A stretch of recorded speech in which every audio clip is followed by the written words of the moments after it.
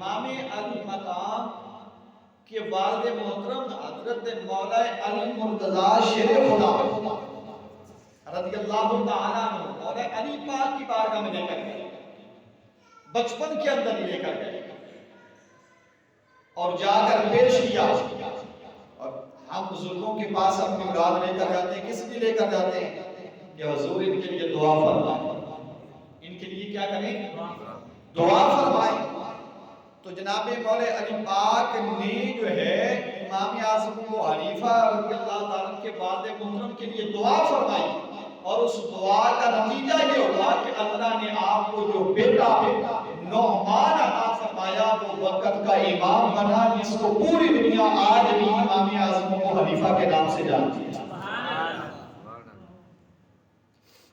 اور کیوں نہ امام اعظم ابو حنیفہ کے نام سے جانے؟ کیونکہ ان کو علم کا جو فیضان ملا ہے وہ کہاں سے ملا ہے؟ وہ مولا علی کے در سے ملا ہے، کہ جن کو میرے آقا علیہ السلام نے کیا فرمایا تھا، میں علم کا سمندر ہوں اور علی جو ہے یہ اس کا کیا ہے؟ دروازہ۔ میں علم کا شہر ہوں، میں آنا مدینہ العلم وبابها علیش، میں علم کا شہر ہوں، علی اس کا دروازہ ہے، دروازے سے داخل ہو کر شہر میں بلایا جاتا ہے۔ تو مولا علی پاک کی بارگاہ سے جو ہے یہ امام اعظم ابو حنیفہ کو یہ علم کا فیضان ملا ہے۔ اللہ اکبر۔ اور پھر حدیث مبارکہ کی حوالے سے میرے آقا علیہ السلام نے فرمایا کہ اے میرے اصحاب، اگر علم جو ہے وہ سریا کی بلند و بالا پہاڑیوں تک بھی پہنچ جائے، علم سریا کی بلند پہاڑیوں تک بھی پہنچ جائے، تو اہل فارس میں سے ایسا شخص ہوگا جو اس علم کو حاصل کر لے گا۔ اہل فارس سے ایسا شخص ہوگا جو اس علم کو حاصل کر لے گا۔ تو تمام محدثین، مفکرین، تمام بزرگوں نے یہ بات کہی ہے کہ اہل فارس میں سے اگر سب سے زیادہ علم والا کوئی شخص تھا نا، وہ امام اعظم ابو حنیفہ رضی اللہ تعالیٰ۔ اہل فارس میں آپ سے بڑھ کر کوئی اور علم والا پیدا ہی نہیں ہوا۔ تو میرے آقا علیہ السلام کی بشارت تو پہلے ہی امام اعظم ابو حنیفہ نے دی تھی۔ اللہ اکبر، قربان جاؤں امام اعظم ابو حنیفہ رضی اللہ تعالیٰ، آپ کی علمی شخصیت لوگ جو ہے نا وہ ناواقف ہیں۔ آپ کی علمی شخصیت سے لوگ جو ماننے والے وہ تو واقف ہیں نا، جو نہیں ماننے والے وہ ناواقف ہیں اور لا علمی کا اظہار کرتے ہیں، کہتے ہیں کہ آپ کو تو علم تھا ہی نہیں۔ آپ کو علم، سنیے، میرے اور آپ کے امام اعظم ابو حنیفہ آج جن کے بنائے ہوئے اصول، بنائے ہوئے قواعد و ضوابط اور جن کی محنت سے قرآن و حدیث سے ہزاروں مسائل جو ہیں وہ نکال کر ہمارے سامنے رکھے، جس کو ہم فقہ کہتے ہیں نا، تو یہ فقہ ساری کی ساری جو آج ہمارے سامنے ہے، یہ ساری فقہ کا جو صحرا ہے، مسائل کو قرآن و حدیث سے نکالنے کا جو صحرا ہے، وہ امام اعظم ابو حنیفہ رضی اللہ تعالیٰ عنہ کے سامنے جاتا ہے۔ سبحان اللہ، سبحان اللہ، ماشاءاللہ، سبحان اللہ۔ لوگوں کو پتہ ہی نہیں ہے کہ وہ شخصیت کیسی تھی۔ 4000 آپ کے اساتذہ، کتنی؟ 4000 اساتذہ آپ کے وہ جن سے آپ نے قرآن و حدیث کا علم حاصل کیا۔ 4000 منہ نہ لگنا ہے حضور اقبال صاحب، 4000 استاد جس بندے دے ہون تو میں نے دسو اس بندے کو علم ہوئے گا کیا؟ 4000 اساتذہ کی تعداد ہے۔ امام اعظم ابو حنیفہ رضی اللہ تعالیٰ نے جن سے علم حاصل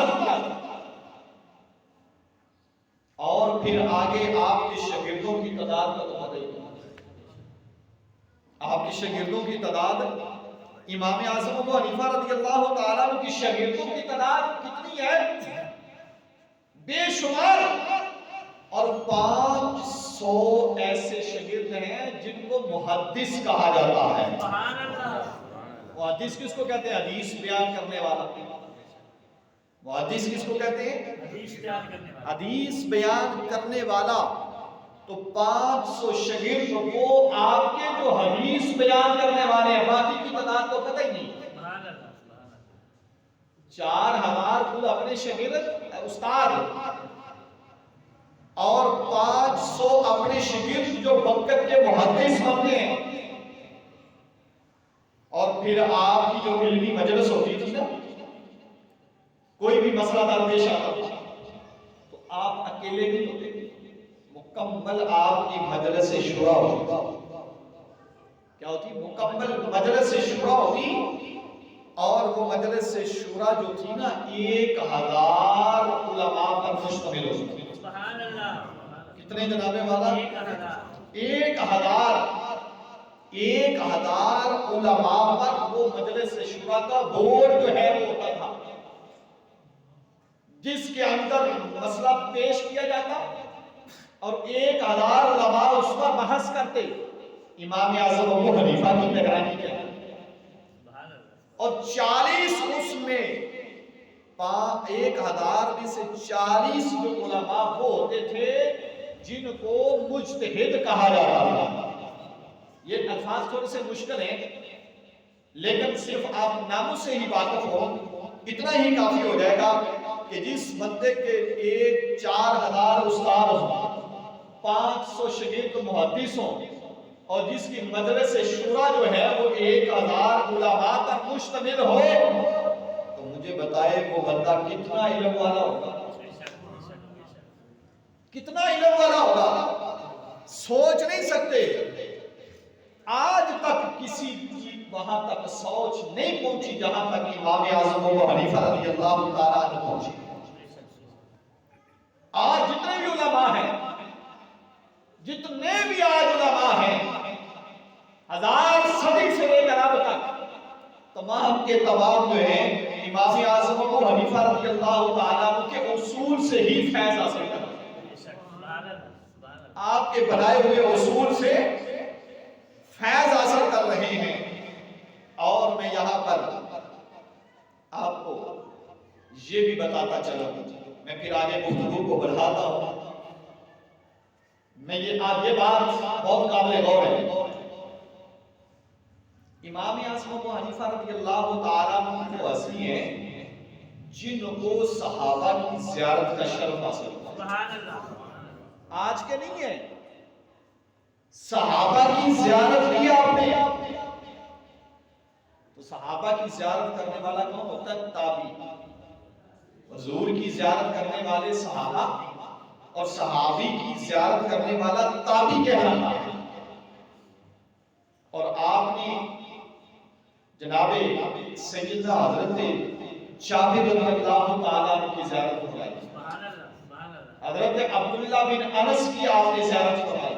حضرت انس بن مالک رضی اللہ تعالیٰ عنہ، ان جیسے عظیم صحابہ کی آپ نے زیارت فرمائی. سبحان اللہ. سبحان اللہ. سبحان اللہ. امام اعظم ابو حنیفہ رضی اللہ تعالیٰ عنہ. تو آپ کا زمانہ مبارک کیا ہے؟ وہ قریب کا زمانہ ہے. میرے آقا علیہ السلام 80 ہجری میں آپ کی ولادت ہے. تو قریب کا زمانہ ہوا، دور کا نہیں ہے. جو میں بات آپ کو بتانے لگا توجہ سے سنیے گا. امام اعظم ابو حنیفہ رضی اللہ تعالیٰ عنہ عموماً لوگ یہ کہہ کر بات لوگوں کے اندر پھیلا دیتے ہیں کہ جی ان کے پاس تو حدیث کا علم نہیں تھا، ان کے پاس حدیث کا علم نہیں تھا. یہ لوگوں کے اندر اس طرح کی غلط باتیں پھیلاتے ہیں. اچھا مجھے یہ بتائیے کہ امام اعظم ابو حنیفہ رضی اللہ تعالیٰ عنہ کے پاس اگر حدیث کا علم نہیں تھا تو امام بخاری رحمۃ اللہ علیہ نام آتا ہے نا آپ کو، جس کو سب بندے کہتے ہیں بخاری شریف کا حوالہ دیں، بخاری شریف کی کتاب کا حوالہ دیں. تھوڑے سے جو پڑھے لکھے لوگ ہیں ان کو سمجھ آ جائے. امام بخاری رحمۃ اللہ علیہ بہت بعد میں پیدا ہوئے، بہت بعد میں پیدا ہوئے، اور امام بخاری رحمۃ اللہ علیہ کے اساتذہ کی لسٹ اگر آپ دیکھیں، امام بخاری رحمۃ اللہ علیہ نے جن سے علم حاصل کیا تھا ان اساتذہ کی لسٹ دیکھیں، اس لسٹ میں سے ایک نام جناب ابراہیم مکی رحمۃ اللہ علیہ کا، ایک نام حضرت ابراہیم مکی رحمۃ اللہ علیہ کا آپ کا نام آتا ہے. یہ امام بخاری رحمۃ اللہ علیہ کے حدیث کے استاد ہیں. کس کے استاد ہیں؟ حدیث کے استاد. بولیے.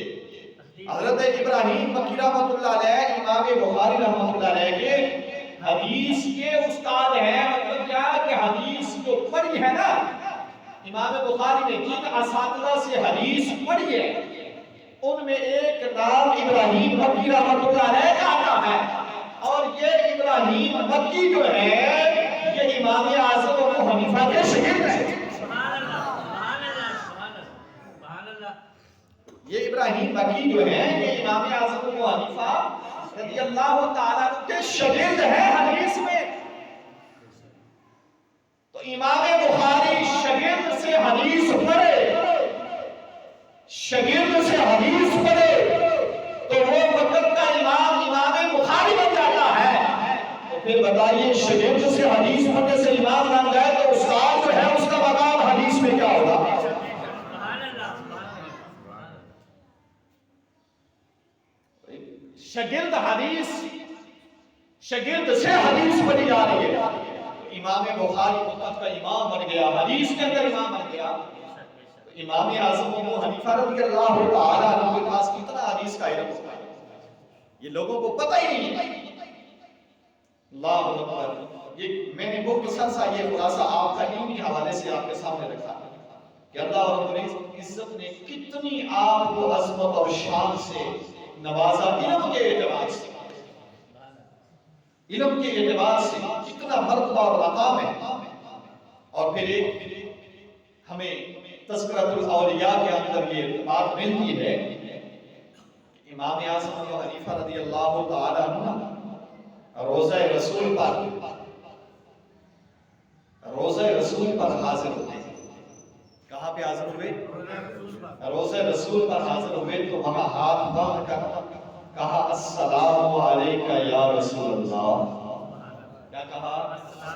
السلام علیکہ یا رسول اللہ. آگے سے آواز آتی ہے وعلیکہ السلام یا امام المسلمین. یا امام المسلمین. سلام کا جواب روزے سے آتا ہے، خالی صرف سلام کا جواب نہیں آتا. آگے سے آواز آئی کہ کوئی عام بندہ نہیں ہے بلکہ یہ مسلمانوں کا امام ہے. یہ مسلمانوں کا کیا ہے؟ امام ہے. یہ مرتبہ امام اعظم ابو حنیفہ رضی اللہ تعالیٰ عنہ کو ملتا ہے. اور اگر ہم یہ تو آپ کی علمی شخصیت کے اعتبار سے میں نے بات کی ہے کہ آپ کا علمی مقام کیا ہے، اور اگر ہم زہد و تقویٰ کو دیکھیں تو اس کے اندر بھی آپ کا کوئی ثانی نہیں ملتا. علم کی مثالیں کہ آپ دنگ رہ جائیں کہ امام اعظم ابو حنیفہ رضی اللہ تعالیٰ عنہ اللہ نے کتنا ذہن عطا فرمایا تھا. اور پہلے بھی میں نے کہا تھا کہ یہ سارے کا سارا فیض جو ہے یہ مولا علی پاک کی دعا سے آتا ہے. مولا علی پاک کی دعا سے یہ فیض سارے کا سارا جاری ہوتا ہے. آپ جس زمانے میں تھے نا، یہ بڑی خوبصورت بات سنیے گا، جس زمانے کے اندر آپ تھے اس زمانے کے اندر ایک خلیفہ وقت جو تھا اس کے پاس ایک بندہ آ گیا اور اس نے وہاں پہ آ کے نا گفتگو کی. تو وہ کہنے لگا کہ بھائی تم لوگ یہ کہتے ہو کہ یہ کائنات کا نظام چلانے والا اللہ ہے، اس کی عبادت کرنی چاہیے، یہ سارا کچھ اس نے پیدا کیا ہے. تو خلیفہ وقت نے کہا، وہاں جو تھا اس نے کہا ہاں بالکل صحیح بات ہے. اس نے کہا نہیں، میں بھی اس کو مانتا ہوں. یہ ساری کی ساری کائنات بس خود بخود چل رہی ہے، یہ طبی ہے، یہ فطرتی ہے، ایسے انسان پیدا ہو رہے ہیں، ایسے مر رہے ہیں، ایسی باقی مخلوق ہے۔ جو تم کہتے ہو نا کہ بھئی یہ اس کو کوئی بنانے والا، کوئی چلانے والا ہے، میں اس کو تسلیم نہیں کرتا۔ ہاں کوئی ہے تمہارے سامنے، تم میں سے کوئی ایسا بندہ ہے جو میرے سامنے آیا اور اس پر گفتگو کر رہے ہیں، میں اس کو ثابت کر دوں گا کہ اس کائنات کو چلانے والا کوئی نہیں ہے۔ اب خلیفہ تھا، اس کا دربار تھا، تھوڑا سا اس نے سوچا، سوچنے کے بعد نا اس نے بغداد شہر تھا، اس نے جناب والا اپنا قاصد، اپنا خادم جو ہے روانہ کیا۔ رات کا وقت، شام کا وقت ہو چکا تھا۔ اس نے کہا جاؤ جا کر امام اعظم ابو حنیفہ کو بلا کر لاؤ، سبحان اللہ، ان کو بلا کر لاؤ، کیونکہ خلیفہ کو بھی پتا تھا کہ آپ کے علاوہ کوئی اس سے بات نہیں کر سکتا۔ تو وہ قاصد جناب والا گیا، دریائے دجلہ تھا بیچ میں، اس کو کراس کر کے دوسری طرف جانا تھا۔ اس طرف جناب والا شاہی محلات تھے، دوسری طرف شہر تھا۔ وہ قاصد پہنچتا ہے، کشتی کے ذریعے جناب والا امام صاحب کو پیغام پہنچایا۔ امام صاحب نے کہا کہ تم چلو میں آتا ہوں، تم چلو میں آتا ہوں۔ وہ قاصد واپس آ گیا، اس نے آ کر خلیفہ کو کہا کہ جناب حضور ابو حنیفہ رضی اللہ تعالیٰ عنہ فرماتے ہیں کہ میں آ رہا ہوں۔ اب جناب والا وہاں پہ محل کے اندر تیاریاں ہیں، خلیفہ وہاں پہ بیٹھا ہوا ہے، مجلس لگی ہوئی ہے، امام صاحب کا انتظار ہو رہا ہے۔ وقت گزرتا جا رہا ہے، خلیفہ گھڑی کی طرف دیکھتا ہے، بار بار گھڑی کی طرف دیکھتا ہے۔ جناب والا رات کے 12 بج جاتے ہیں، امام اعظم ابو حنیفہ نہیں پوچھا۔ وہ بندہ وہاں پہ وہ کہنے لگا دیکھا میں نے کہا تھا کہ اس کائنات کو چلانے والا کوئی نہیں ہے، یہ خود بخود چل رہی ہے، اسی لیے تو تیرا عالم جو ہے وہ ابھی تک نہیں آیا، کیونکہ وہ میرے سامنے بات نہیں کر سکتا، وہ میرے سامنے بات نہیں کر سکتا نا، اس لیے تم آیا نہیں۔ اب خلیفہ کی حیرانی پریشانی بڑھتی جا رہی ہے۔ رات کا جب 1 بجتا ہے تو جناب والا دربار میں صدا بلند ہوتی ہے کہ امام اعظم ابو حنیفہ تشریف لے آئے۔ سبحان اللہ، جی بولیے یاد سبحان سبحان اللہ۔ تو تشریف لے آئے ہیں۔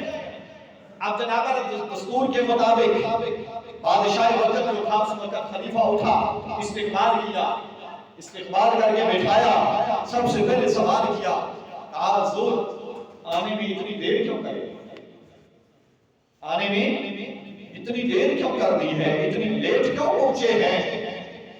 آپ نے فرمایا کہ بھائی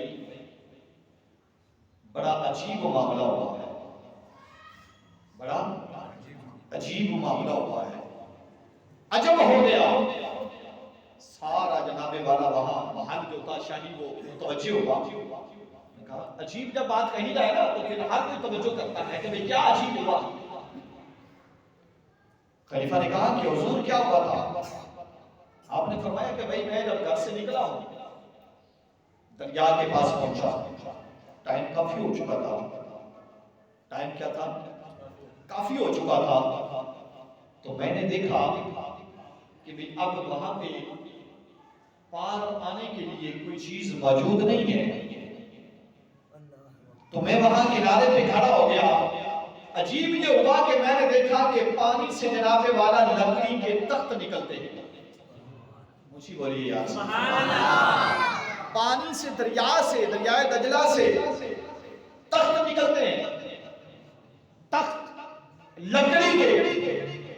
میں دیکھ رہا ہوں، بڑا عجیب منظر ہے کہ پانی سے تخت نکل رہے ہیں، پانی سے تخت نکل رہے ہیں، اور پھر میں ان کو دیکھتا ہوں کہ وہ اکٹھے ہو جاتے ہیں، اکٹھے ہو گئے، اور پھر میں کیا دیکھتا ہوں کہ وہاں پانی سے ہی کیل نکلتے ہیں۔ کیا ہوتا ہے؟ کیل نکلتے ہیں، اور میری آنکھوں کے سامنے وہ تخت سارے کے سارے ایک کشتی کی شکل بنا لیتے ہیں، کشتی کی شکل بنا لیتے ہیں۔ اور وکیلوں کے ساتھ ان کو کشتی کو تیار کیا جا رہا ہے، بالکل کشتی تیار ہو جاتی ہے، میں عجیب یہ دیکھتا ہوں وہ کشتی بن گئی اور پھر وہ میرے پاس آ کر کھڑی ہو جاتی ہے، میں اس میں سوار ہو جاتا ہوں، اس میں ملاح بھی کوئی نہیں ہے۔ عجیب یہ ہوا کہ وہ کشتی خود بخود شاہی محل کی طرف چل پڑتی ہے، وہ خود بخود کیا ہے، شاہی محل کی طرف چل پڑتی ہے۔ حضور یہ آج عجیب ہوا، اے بادشاہ وقت آج میرے ساتھ یہ عجیب ہوا ہے کہ تخت نکلے، کشتی بنی، وہ میرے پاس آ کر رک گئی، میں اس پر بیٹھ گیا، پتا نہیں وہ کشتی چلتی ہے، آپ کے دربار کے پاس آ کر کھڑی ہو جاتی ہے، میں اتر کر یہاں پہنچ جاتا ہوں۔ یہ آج عجیب معاملہ ہو گیا، وہ وہاں پر بیٹھا ہوا بندہ جو تھا وہ اللہ کو نہیں مان رہا تھا، وہ کہنے لگا، فوراً بول پڑا، وہ کہنے لگا میں تو تجھے بڑا عالم سمجھتا تھا، میں تو تجھے بڑا فقیہ سمجھتا تھا، میں سمجھتا تھا تیرے پاس بہت علم ہے، لیکن تجھ سے تو بڑا جاہل کوئی نہیں، تجھ سے بڑا جاہل کوئی نہیں۔ امام صاحب سے کہنے لگا، آپ نے فرمایا بھائی کیا بات ہے؟ وہ کہنے لگا تم مجھے بتاؤ کیا کشتی جو ہے وہ بغیر ملاح کے چل سکتی ہے؟ بات کو آپ سمجھے نہیں، کہا کہ کیا کشتی بغیر ملاح کے چل سکتی ہے؟ کیا ایسا ہوتا ہے کہ پانی سے تخت نکل آئے کشتی بن جائے؟ ایسا تو ہو ہی نہیں سکتا، بغیر ملاح کی کشتی چل نہیں سکتی ہے۔ امام صاحب نے فرمایا رک جاؤ، اے سارے دربار والے سنو، اگر ایک کشتی بغیر ملاح کے نہیں چل سکتی تو پوری کائنات بغیر ملاح کے کیسے چل سکتی ہے؟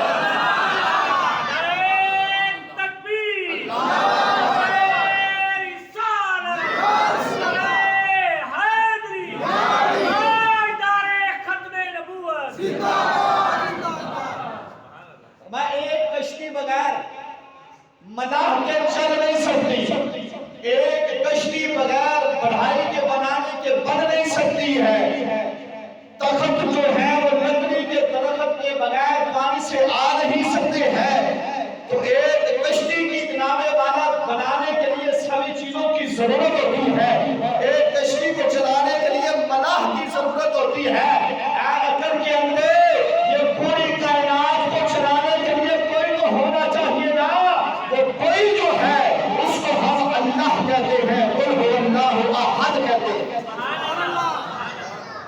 یہ امام اعظم ابو حنیفہ رضی اللہ تعالیٰ عنہ کا علمی مقام ہے۔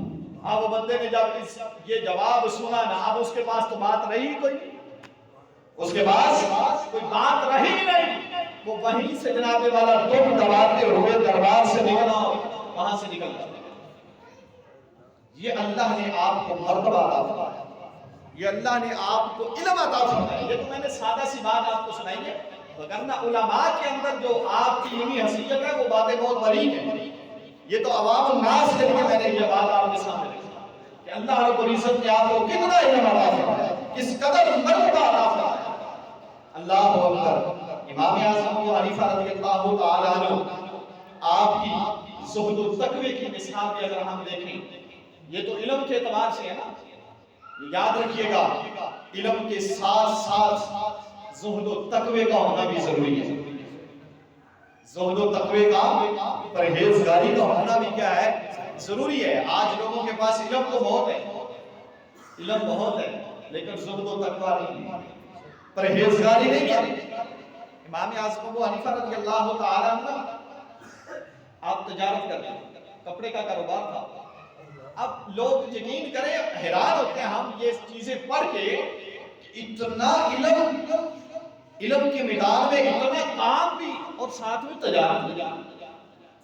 یہ ہم ہے نا اس زمانے کے اندر، یقین کریں ہم لوگ ایک کام کے علاوہ دوسرا کام نہیں ہوتا۔ آپ کی لکھی ہوئی کتابیں جو ہے وہ دو چار کتابیں ہمارے لیے پڑھنا پڑھانا مشکل ہے، آپ کی لکھی ہوئی کتابیں، لیکن قربان جاؤں ایسی ہستیاں زمانے کے اندر کہ جناب والا ہما جہد 24 گھنٹے جناب والا وہ علم کے میدان کے اندر بھی ہیں، اور جناب ساتھ میں کاروبار بھی ہو رہا ہے، ساتھ میں کیا ہو رہا ہے، کاروبار بھی ہو رہا ہے۔ زہد و تقوی کا عالم یہ تھا کہ ایک بڑھیا نا جناب والا کپڑا بیچنے کے لیے آئی، کپڑا بیچنے کے لیے آئی. آپ نے پوچھا کہ کتنے کا کپڑا ہے؟ تو وہ کہنے لگی کہ 100 روپیہ. کتنا؟ قیمت 100 روپیہ. آپ نے اس کو 100 نہیں بلکہ آپ نے 500 نکال کر دیا. کتنے دیے؟ 500. وہ بڑھیا کہنے لگی کہ جناب والا میں تو 100 قیمت مانگ رہی ہوں، آپ مجھے 500 دے رہے ہیں. آپ نے فرمایا اما جان تم نے قیمت تو 100 روپیہ مانگی ہے، لیکن تم انجان ہو، تمہیں پتہ نہیں ہے اس کپڑے کی قیمت کتنی ہے. میں جانتا ہوں، مجھے پتہ ہے. آپ نے فرمایا اس کپڑے کی قیمت 100 نہیں ہے بلکہ 500 روپیہ بنتی ہے. بتائیں ہم میں سے کیسا ہے؟ ہم بھی تجارت کرتے ہیں، سب یہاں بیٹھے ہیں، کاروبار کرنے والے بیٹھے ہیں. ہر بندہ فرار کے چکر میں، ہر بندہ دھوکہ دینے کے چکر کے اندر بیٹھا ہوا ہے. اسی طرح ہی ہے نا. لیکن آپ نے کیا فرمایا تھا؟ 100 روپے تمہیں لگ رہا ہے نا، لیکن میں بازار میں بیٹھا ہوں، مجھے پتا ہے اس کی کتنی قیمت ہے. آپ نے اس کو نکال کر 500 روپیہ دیا. یہ آپ کی ایمانداری، یہ اس کو زہد و تقویٰ کہتے ہیں، اس کو ایمانداری کہتے ہیں. اور ایک بار آپ نے نا جناب والا کپڑا بھیجا اپنے ملازم کے ہاتھ میں، بھیجاؤ دے کر آؤ. اور ایک کپڑا اس کے اندر نقص والا تھا، عیب والا تھا. کیا تھا؟ عیب والا تھا. تو آپ نے اس ملازم سے کہا تھا کہ بھائی یہ اس کو بتا دینا کہ اس کپڑے کے اندر یہ نقص ہے، تاکہ اس کو پتہ چلے اس کے اندر یہ عیب ہے. اب ملازم گیا، وہ کپڑا دے کر آ گیا، اس کو نہ یاد نہ رہا، اس کو یاد نہ رہا بتانا اس کے اندر یہ نقص اور یہ عیب ہے، بتانا یاد نہ رہا. وہ پیسے لے کر آ گیا. تو امام اعظم ابو حنیفہ رضی اللہ تعالیٰ نے اس پیسے میں سے 1 روپیہ بھی اپنے اوپر خرچ نہیں کیا تھا، بلکہ سارے کا سارا جو ہے وہ صدقہ کر دیا تھا. وہ سارا کیا کیا تھا؟ صدقہ کر دیا تھا. اس وجہ سے کہ بھائی وہ تم عیب بتا کر نہیں آئے ہو، اب وہ پیسہ میرے لیے جو ہے وہ حلال نہیں رہا. کہیں ایسا نہ ہو جائے کہ وہ لقمہ اس پیسے کا دیا ہوا لقمہ میرے پیٹ میں چلا جائے اور کل قیامت کے روز مجھ سے سوال ہو اور مجھ سے جواب نہیں دیا جائے گا.